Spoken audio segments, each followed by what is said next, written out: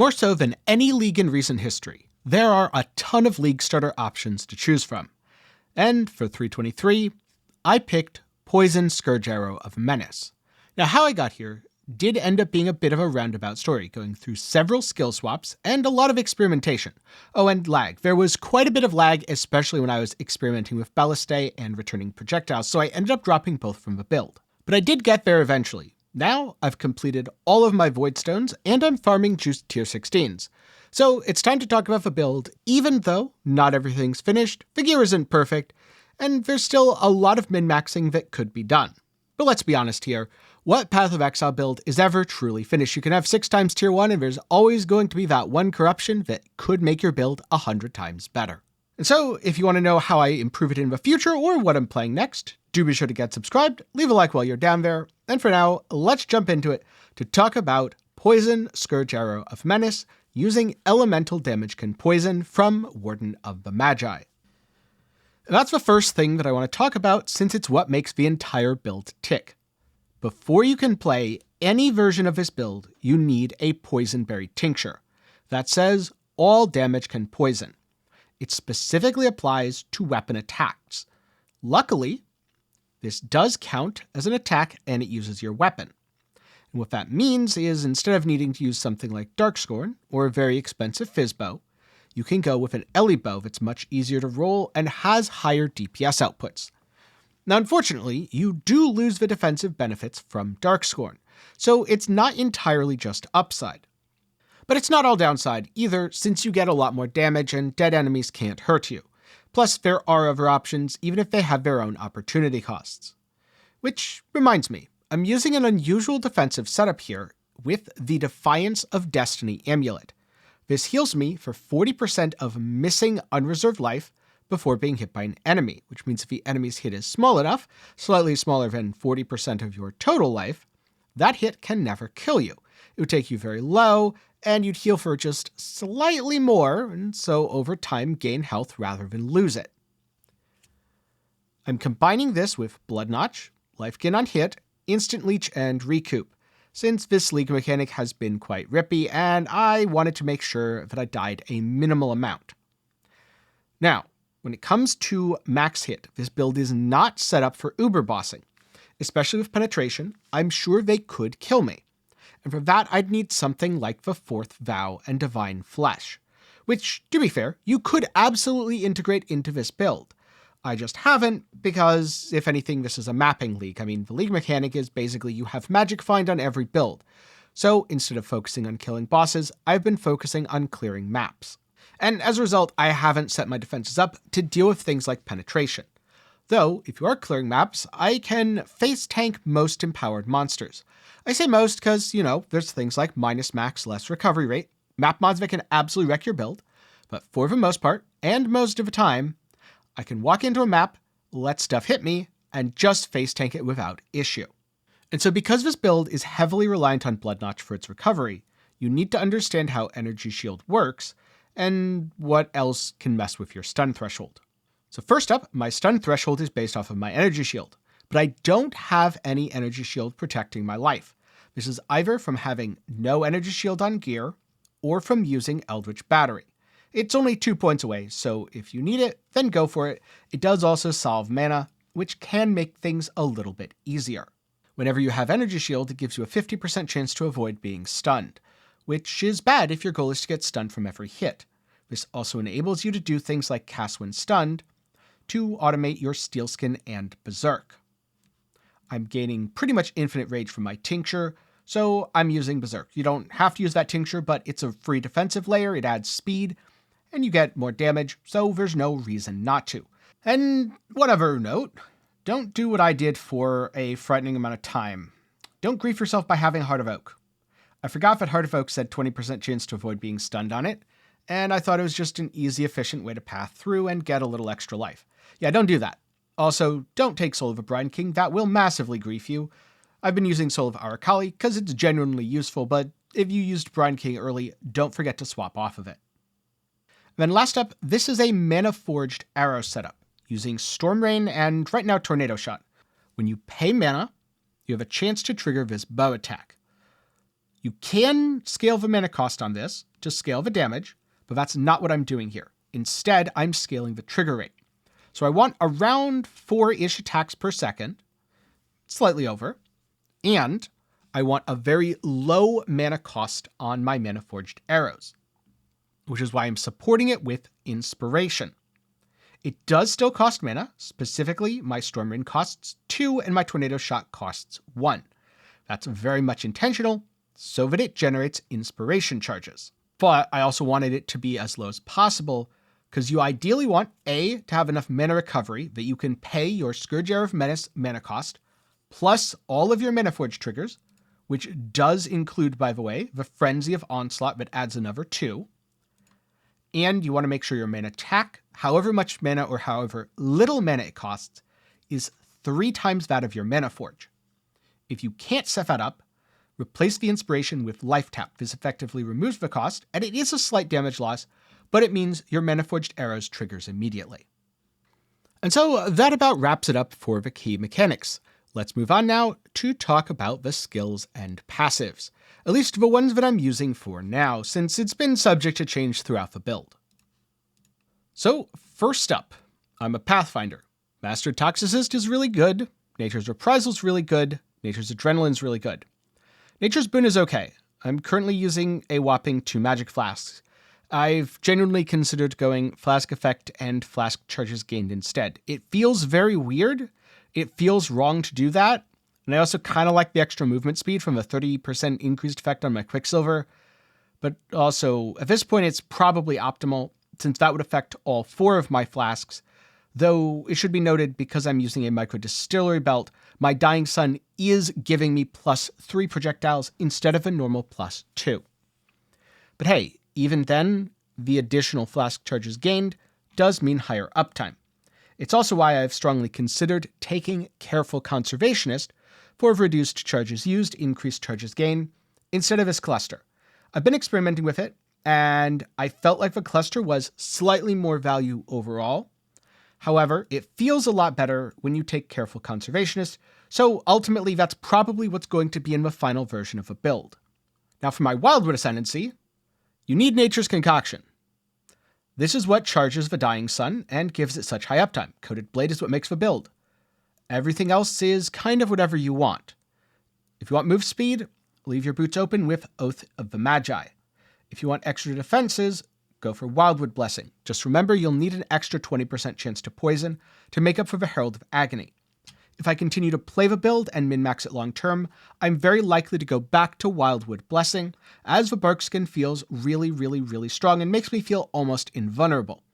The only reason I wasn't using it is because I'm missing the poison chance. This is a little bit of a work in progress in comparison to a lot of my other builds, which is also why this video is coming out at the end of week 1 rather than the end of week 2 like a lot of my other builds that are more polished. Then for Pathing on the Tree, coming up here for Reservation, because Charisma is very good. Don't get baited by this. Remember, you need 100% chance to suppress spell damage, not counting the 10% while at full life. That's very important, as a stray spell could one-shot you. And this build is functionally immortal against small hits, but can be one-shot because it doesn't have a massive amount of life and only moderately high mitigation. After that, I'm coming around, grabbing, of course, the poison nodes, since poison on hit is very good. Suppression, picking up piercing shots, just to help with it clear a little bit. It's probably not necessary. However, with the jewel, it's literally only 1 point, so basically no downside. Same for these Ellie nodes. I have this because right now I only have a 13% fracture. That's also why I have the kind of mediocre craft. But over here, I have some nice shiny new boots that I'm going to Ashling soon. I just haven't gotten around to it. Those will be a very nice upgrade. They're crafted the same way. For my cluster, I ended up going Tempered Arrowheads. That felt really good, combined with Martial Prowess to help fix accuracy and provide attack speed. Now, having Clever Thief plus the Leech Master is very important. I found that Circle of Life for additional recoup felt really good, but if you're not running Progenesis, it's not strictly mandatory. And then I come up here for a second cluster, which honestly, I wouldn't do this till you're like 97, 98. It's pretty debatable before that, but it's nice to have the extra jewel sockets because I'm running a ton of unique jewels, and the jewel tax has been real this league. I mean, we basically just have a second Watcher's Eye that we have to add to every build. Now for skills in my Mana Forged Arrow setup, I've got a Storm Rain. It's just a regular 20% Storm Rain, and a Tornado Shot, which again is just regular 20%. For my Scourge Arrow of Menace, the most important thing is to support it with Awakened Arrow Nova, or regular Arrow Nova if you can't afford Awakened, so that the projectiles drop in a circle. This allows all the secondary projectiles to overlap on the enemy. For utility, I'm running Frenzy of Onslaught, consuming Frenzy charges to gain Onslaught pretty much permanently. Haste, for Vol Haste, I'm not using regular Haste here, though you could run Culling Strike if you don't want to hit the extra button. Automating Frenzy via Mana Forged. For auras, Herald of Agony, which, as I said, I want to drop, Malevolence Grace. And coming up here, I'm automating my curses with Cast when stunned, the other curse being a curse on hit on the ring, so Despair's always up, and then Temporal Chains after I get hit, because if I'm not trying to dodge, the enemies will hit me fairly quickly. Next up, let's talk about the gear and how I crafted some of my items. If you've seen my How to Craft Your First Lightning Arrow Tornado Shot or Poison Pathfinder Bow video, then this will look a little familiar. This is the more advanced item that I mentioned before. I got a fractured added lightning damage on an Imperial base. It can be Imperial or Thicket.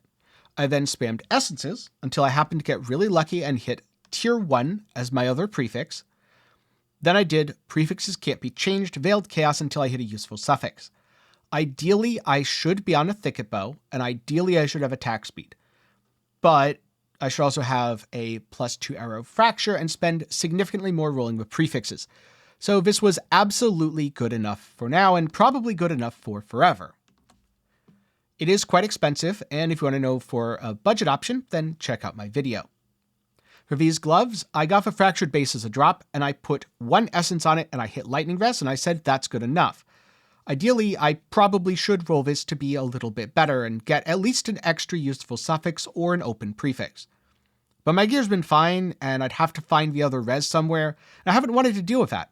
So we have these gloves. This ring, I bought it early on for the suffixes. The suffixes are perfect. Then I just did Wild Bristle Matron for Suffixes Can't Be Changed, Veiled Chaos to get the prefixes, and put on a -7. The -7s are very important. Otherwise, you won't be able to trigger your Mana Forged arrows. You want -7 to non-channeling skills on both your ring and your other ring, which is a Curse on Hit ring. Again, I bought it for the suffixes. Did Suffixes Can't Be Changed, Veiled Chaos to put on life, crafted the -7. You get rings like this very easily from ROG. Well, rings like the other one. This is a Delve-specific drop, though the mod can roll on a Hunter ring. And the Amethyst base just helped me to cap out my Chaos res. I happen to get a Lightning Coil with increased damage. It's nice to have. You can also get some plus gems, like +2 to projectile gems for Scourge Arrow of Menace. It's not required at all, but it is pretty good and it does add damage. Alternatively, you could get increased life or max res if you wanted to add some defenses. Any Lightning Coil will do. You don't need it corrupted, but if you do get a corrupted version, make sure to link it with tainted fusings rather than regular. It's a lot cheaper that way. For my belt, I'm using a micro distillery belt. I can't use a flask in the 5th slot, which is fine because I've got my tincture there, and I get 30% increased effect of the flasks applied to me, which includes my Dying Sun, and that's how I'm getting +3 projectiles out of it. This I happen to roll within just a couple of essences of horror. For the Alchemist's Genius, I hit flask charges gained and max life. You do not need a belt this good. A Stygian is fine. A micro distillery without Alchemist's Genius is fine as well, because you can always get Alchemist's Genius via your Cluster Jewel. Oh, and the micro distillery base is 2 divine, so it's not exactly cheap. But I had the money to do it, and then I got really lucky. In fact, I was going to make a video about how to craft this, and then I hit it in literally 1 essence. So I'm going to chalk that up to luck and take the L in terms of making a video about how to craft it. Or who knows, maybe I'll buy some more in the future and make the video then. For boots, it's a fractured base. Ideally, you want 14% chance to suppress, since that suppress caps you perfectly without needing the extra floating node that I have.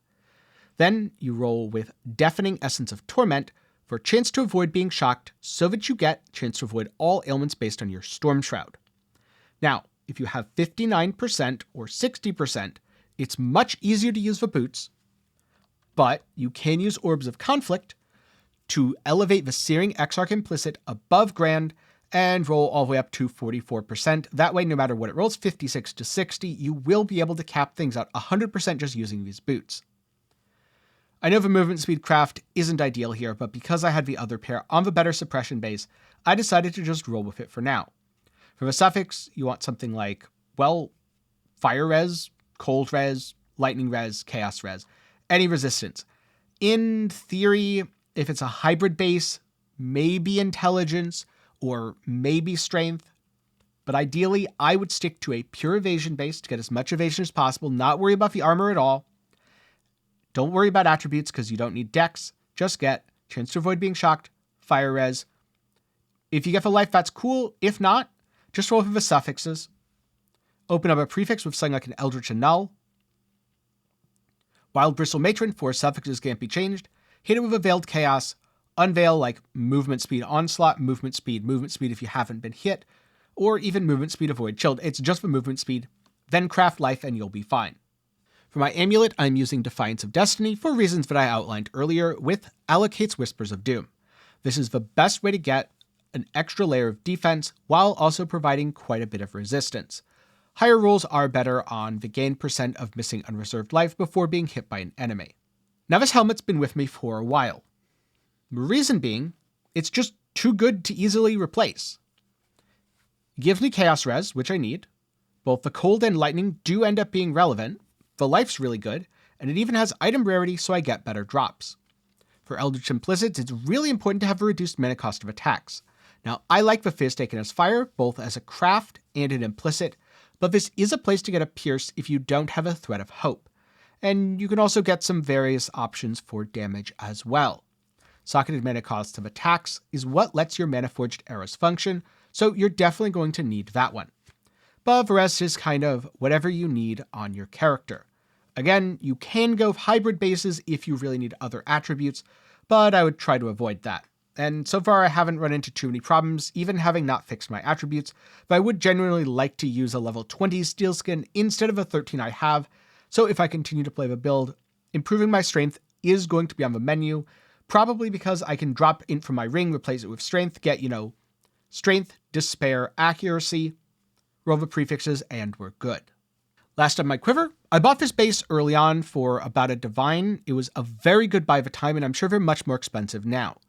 For implicits, you want proj speed, elemental damage with attack skills, maybe flat damage, or attack speed.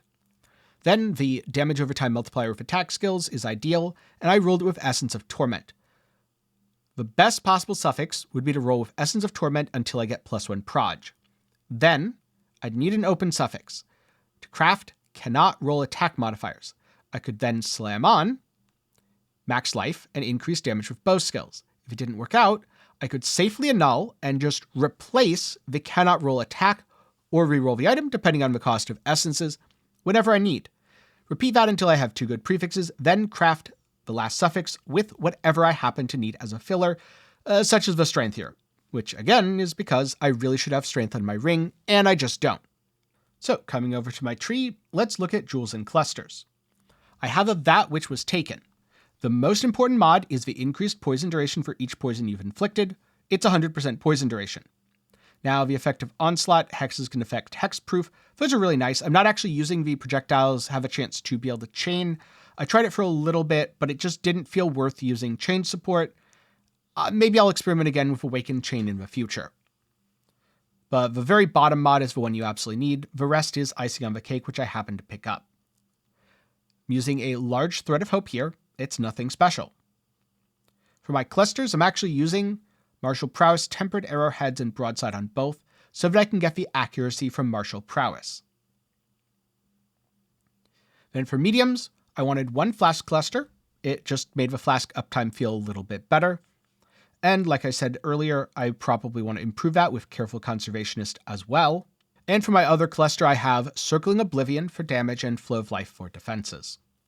I've got my Blood Notch combo socketed here. Then coming up to this socket, I've got my Storm Shroud.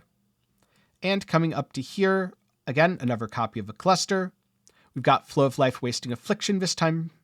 And don't mind the burning damage. This was literally just I want to experiment a little bit.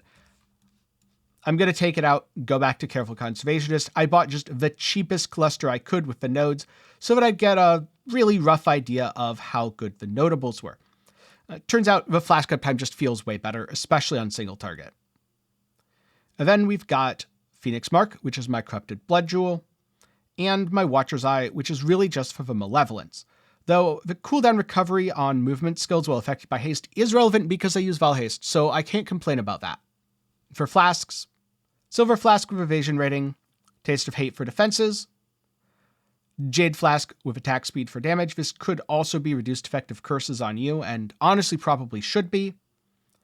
Dying Sun for a ton of damage, and then the Poison Tincture.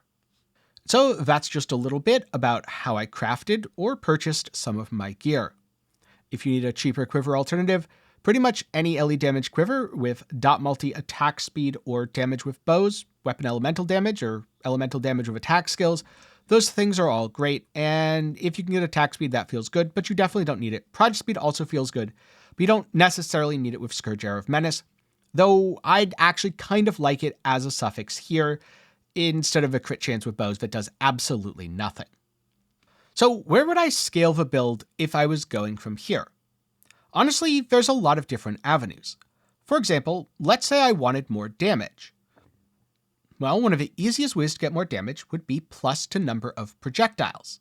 I could get that by crafting on my bow or crafting on my quiver.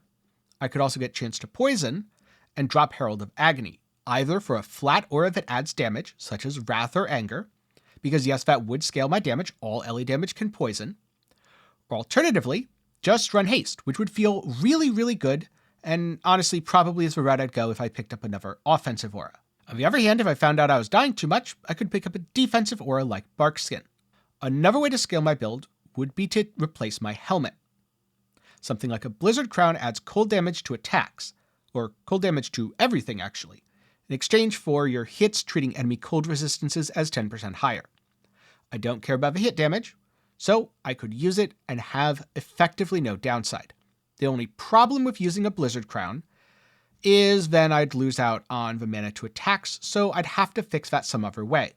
Possibly by going Eldritch Battery, since then I'd have some energy shield on the Blizzard Crown, which I'd want to get rid of so that I don't get the chance to avoid being stunned from having energy shield. It would kind of be a win-win there.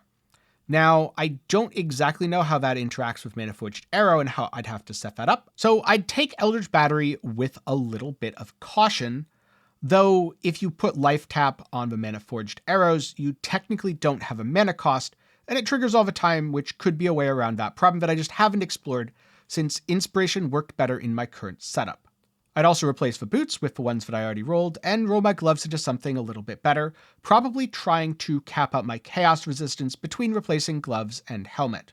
Alright, I know that was a lot, and I'd love to offer a POB in my Discord. Unfortunately, the skills are not in POB as of the recording of this video. And while I could do a bunch of really hacky math and say this is probably this and this is probably that, ultimately that's not how I'm playing Path of Exile. I've just been going and hitting enemies, and if the enemies die, then my damage is fine, and if the enemies don't die, I need to improve it. So I change stuff and go hit enemies and repeat, repeat, repeat. Once the gems comes out in POB, I will put a POB in my Discord. So, if you want that, first of all, join the Discord. Then, go to the reaction channel and give yourself the community and notification roles so that you can see the build link archive. And check there. If a POB is there, then cool, POB has been updated. If a POB is not there, coming soon TM, I don't quite know when, and I'm going to give local identity my energy. But for now, let's move on and talk about the gameplay a little bit. I wanted to do a self-attack version of a build, because I like the directness.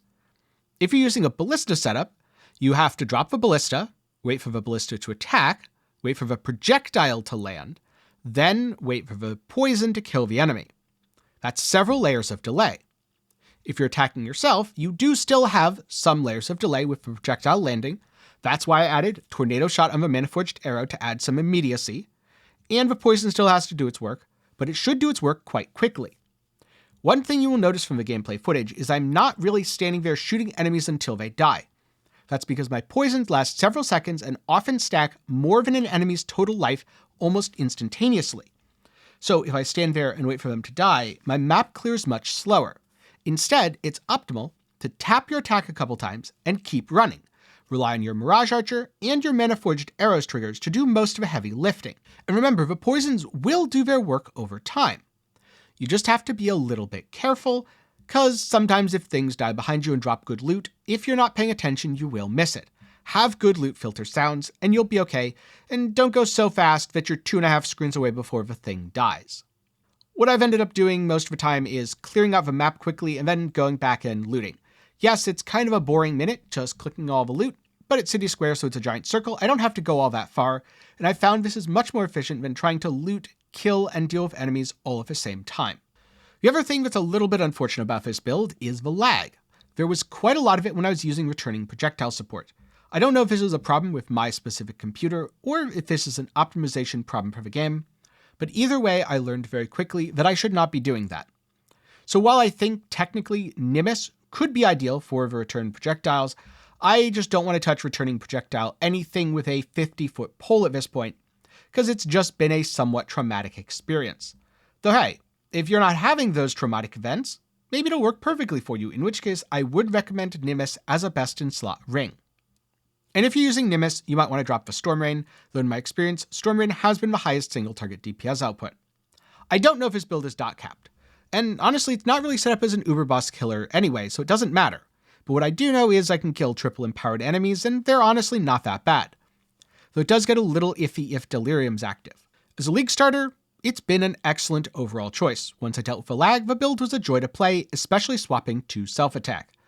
If you are going the Ballista route, that's totally viable. Just make sure that you fix your Ballista's defenses. They need a little bit of extra life and resistances, and then they'll be sitting pretty.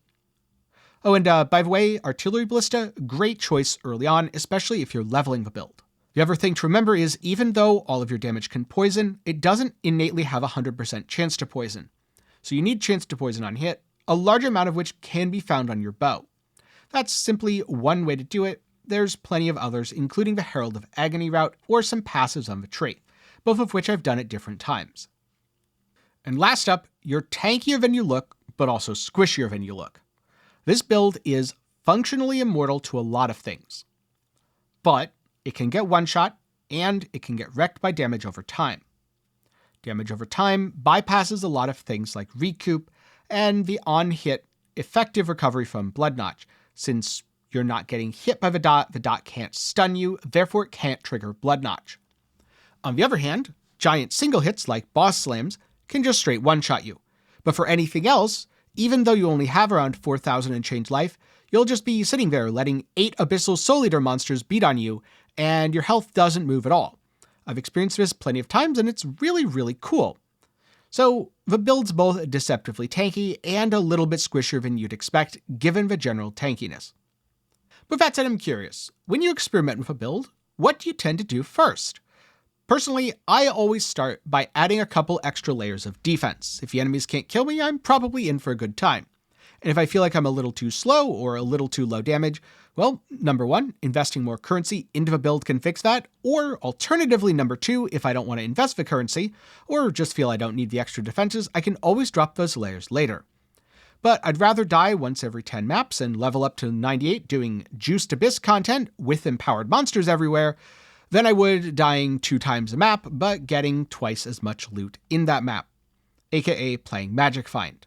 But I'm also curious about some of your thoughts down below. If you're looking for something else to watch, I do have some supplementary resources, such as the Day 3 version of this build and the bow crafting guide, both of which I'll link up in the card and down below. And if you want to know more about Wildwood Ascendancies, I have a guide on that as well, where you can check out a video or read the full version over at Maxwell GG. Now before I go, a special thanks to my patrons and channel members for their continued support. For as low as $5 a month, you can see your name on screen, just like these fine folks here. Direct support like this is especially important so that I don't just have to make the most popular things for the most popular builds and can instead keep making what I want. Link to support is of course down below. But that's it for me today. I hope you learned something, and I'll see you again sometime soon.